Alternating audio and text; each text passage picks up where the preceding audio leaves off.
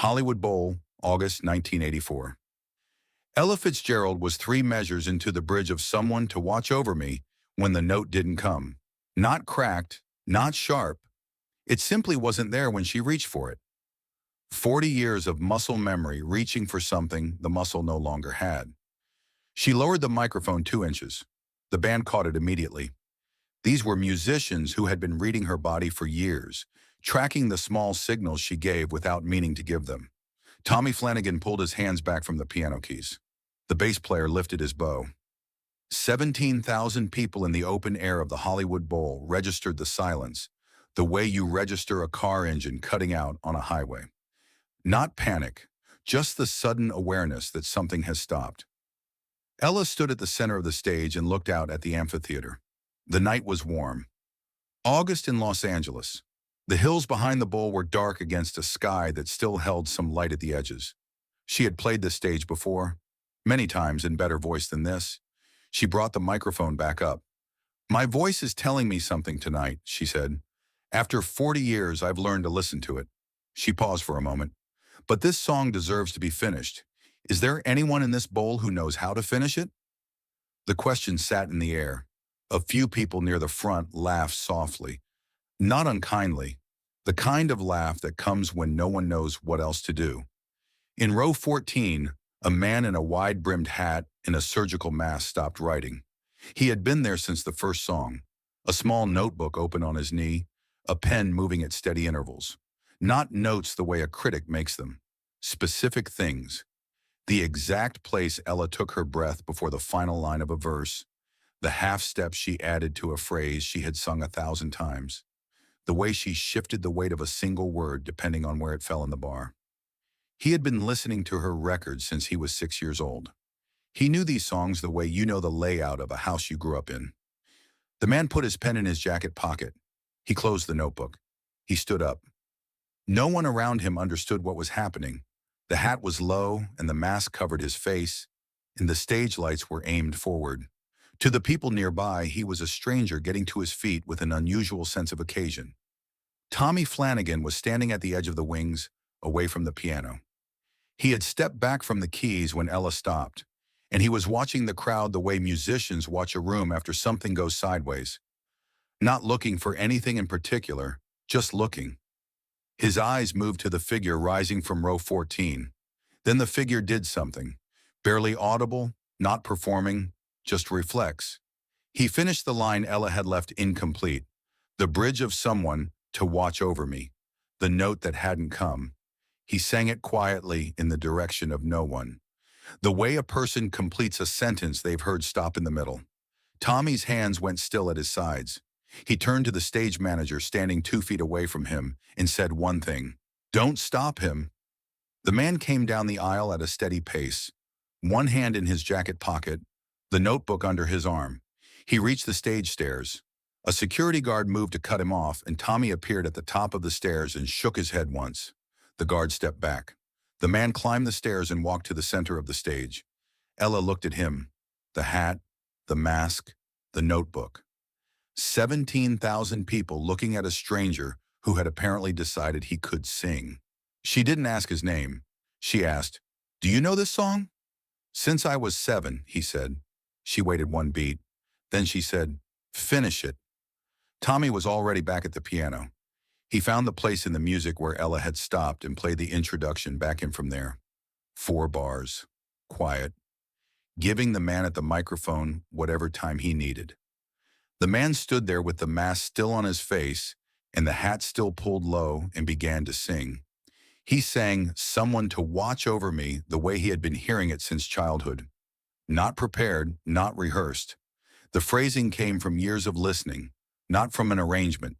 The audience heard a voice they couldn't immediately place, not because it was unfamiliar, but because context makes recognition, and there was nothing in this situation that made sense. A masked stranger at the center microphone of the Hollywood Bowl, finishing a song Ella Fitzgerald had started. The brain looks for the logical explanation first, and when it can't find one, it just listens. He finished the bridge and moved into the final verse. Ella was standing 3 feet behind him, not singing, not moving. When he reached the last line, she came in on the harmony. not to take the song back, just to close it with him. The song ended. Tommy held the final chord and let it go.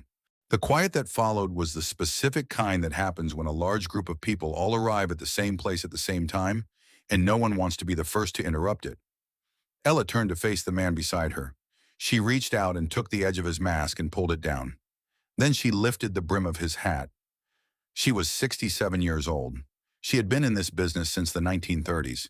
She had shared stages with nearly every significant figure American music had produced in the 20th century. She was not someone who performed surprise, but she stood there with her hand on the brim of Michael Jackson's hat, and she didn't say anything. The audience took slightly longer than she did. The stage distance, the lighting, the sheer improbability of it. And then the understanding moved through 17,000 people the way weather moves, not all at once, section by section, from the front of the amphitheater to the back. Michael didn't move from the microphone. He stood with his hands at his sides, the mask hanging around his neck, the hat tilted back. He was 25 years old. Thriller had been out for 20 months. He couldn't walk into most public places without the evening becoming something entirely different. He had paid cash at the Hollywood Bowl box office that afternoon for a seat in row 14. No assistant, nobody with him. He had brought a notebook and a pen because he wanted to spend an August night listening to Ella Fitzgerald in the open air, and that had been the entire plan.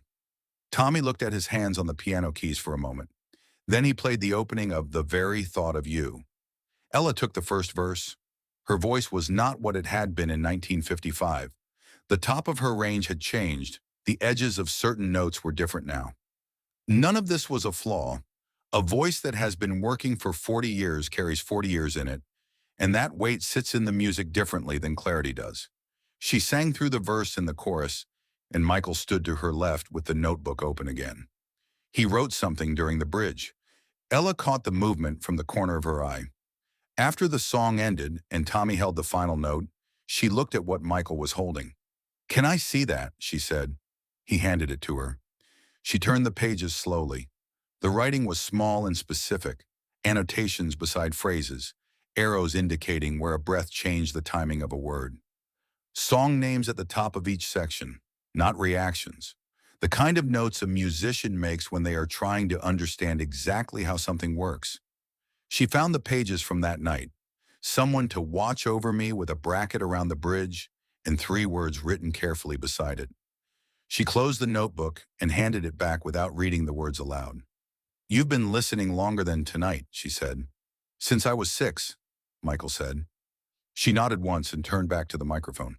Tommy began the introduction to How High the Moon. Ella had recorded this song in 1960, improvised a version that ran past 7 minutes and became one of the most studied vocal performances in American music. Every scat phrase she had ever built started from something she found inside it. She sang the first verse, moved through the chorus, and into the scat, building, branching, phrases getting longer and more complex as she went. She went for 2 minutes. Then she stopped mid-phrase and stepped back from the microphone. The phrase hung in the air, unfinished. Michael looked at her. She tilted her head slightly toward the microphone. He stepped forward. Tommy stayed exactly where he was in the music, holding the chord structure steady. Michael began where Ella had stopped, not imitating her phrase, continuing it, taking the line she left and following it somewhere. His scat came from different influences, different instincts, but it followed the same internal logic. He went for 90 seconds. When he stopped, he stepped back and looked at her. She came back to the microphone and finished the song. Tommy played the final chords out over the amphitheater. The hills behind the stage, the sky fully dark now, the August air still warm. The applause that followed was the kind that comes after something has actually happened. Not the automatic response to a song ending, but the release of people who have been holding something and are only now letting it go. Backstage, Dizzy Gillespie was leaning against the corridor wall with his arms crossed. He was 66 years old and had known Ella since the 1940s. He had come to see her that night and had ended up watching the entire second half from the wings without moving once. He looked at Michael, then at Ella. "She find you in the audience?" he said. "Row 14, Michael said. Dizzy was quiet for a moment. "You had a notebook." "I take notes." Dizzy looked at him for a few seconds. Then he turned to Ella. Where did you find him? Ella said, he found himself. The three of them sat in Ella's dressing room for close to an hour. Dizzy talked. Ella had tea. Michael had the notebook open on his knee at one point. Not writing, just holding it. The conversation moved through things without arriving anywhere particular, the way conversations do after a performance that has taken something out of everyone in the room. At some point, Dizzy looked at the notebook and said, "What do you write in there?" Michael showed him a page. Dizzy read it quietly. Then he said, "The ones who are already the biggest thing in the world and still take notes." He handed it back and didn't say anything after that. Years later, a journalist asked Ella which singers had stayed with her, the ones who left something behind after she'd heard them. She didn't give a list. She described a night in Los Angeles when her voice stopped mid-song and a man stood up from row 14. The notebook, the scat exchange, the moment she pulled the mask down with her own hand. Most singers learn a song, she said.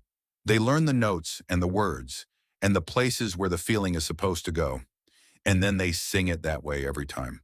What I heard that night was different. He didn't sing that song the way he'd learned it. He sang it the way I felt it the first time I found it. Those are not the same thing. I've been singing for 40 years, and I can count on one hand the people who understood the difference. Michael Jackson paid cash for a seat in row 14 of the Hollywood Bowl on an August night in 1984. He brought a notebook because he wanted to understand something specific about the way a voice could work in an open-air room. He was not planning to sing, he was planning to listen. The song had other ideas. He walked to the stage and finished what Ella had started, with 17,000 people watching and Tommy Flanagan holding the harmony from the piano and the August air carrying everything out over the Los Angeles hills. And Ella Fitzgerald, who had been singing longer than most people in that amphitheater had been alive, stood 3 feet behind him and listened.